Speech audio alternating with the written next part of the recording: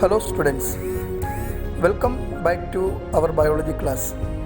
In last class, we discussed about the introductory part of the cell. We discussed about what is a cell, then about the invention of microscope and the discovery of cell. Later we study about the cell theory and also some important features of cell. Today we are going to discuss about the structure of a cell. When we observe a cell under microscope, we can see some important components are present inside the cells. We can divide these components inside the cells into two categories. First types are living components and the second types are non-living components.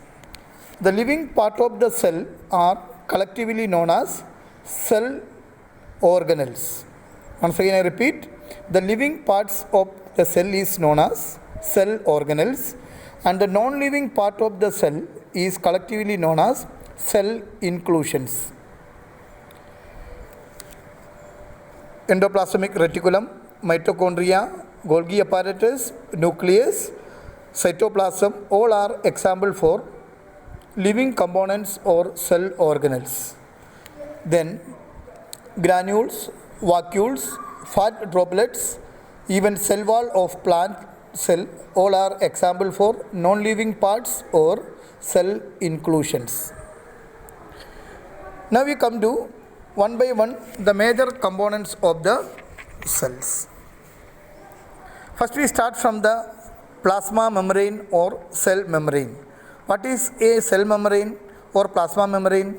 It is the outer covering of every cells. That means both plant and animal cells are having this outermost covering that is known as cell membrane or plasma membrane. It is a living membrane and it is having fine pores or holes are there. This plasma membrane is also known as semi-permeable membrane. What do you mean by semi-permeable membrane? It means it allows certain materials to go into the cell and also come out of the cells. For example, the components like oxygen, water, glucose and other type of minerals allowed to get into the cell. And from the cell, it allows the out movement of waste materials, carbon dioxide, extra water, etc. It will never allow any cell components to go out of the cell. It is acting as a boundary of the cell and give shape to the cell. The cell membrane is mainly made up of lipoprotein, a special type of protein known as lipoprotein. When we come to the plant cell, there we can see that outer to the cell membrane, one more membrane is there that is known as the cell wall. This is the cell membrane. Outer to that there is a cell wall is there. Actually this cell wall is present only in plant cell and it is a non-living component of the plant cell. And it is freely permeable. It means it allows anything to pass through it. It is composed of cellulose and what is its function? It gives rigidity and shape to the plant cell and also it provides protection. The second important part of the cell is cytoplasm. What is cytoplasm? It is a semi-solid or a jelly-like structure that present inside the cell membrane and outer to the nucleus. All the metabolic activities and chemical reactions of the cell is carried out inside the cell cytoplasm. It is the base of all chemical reactions. Now we come to the most important part of the cell, that is nucleus. In each and every cell we can see that a well defined nucleus is there. It is also just like the structure of a cell. We can see that outer to the nucleus there is a nuclear membrane is there, nuclear membrane, and inside the nuclear membrane there is just like a cytoplasm, nucleoplasm is there. that also a fluid-like structure. Then inside we can see the nucleolus. Then there is a network of chromatin materials. During the time of cell division, these chromatin materials change into chromosomes, and these chromosomes carry the hereditary units. Then what are the main functions of the nucleus? Nucleus is the most important part of the cell. It regulates and coordinates various life process inside the cell. It play an important part in the cell division, and also it contain the hereditary units known as genes on chromosomes. Once again I repeat, nucleus is the most important part of a cell, and it is the just like the CPU of a computer or brain of a human body. It is acting. Then some more important cell organelles are present in the cell, just like endoplasmic reticulum, in short ER. They are acting as a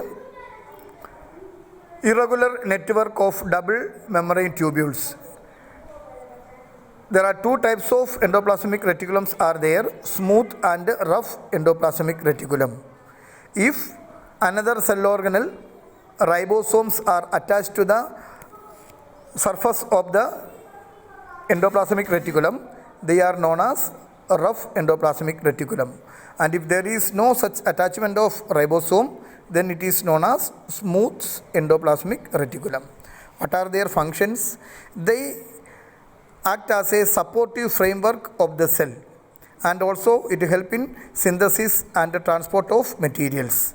If you go through the diagram of a cell, we can see that endoplasmic reticulum is starting from the cell membrane and connected up to the nuclear membrane. Here we can see that it is connected up to the nuclear membrane. Now we move to the another one, mitochondria.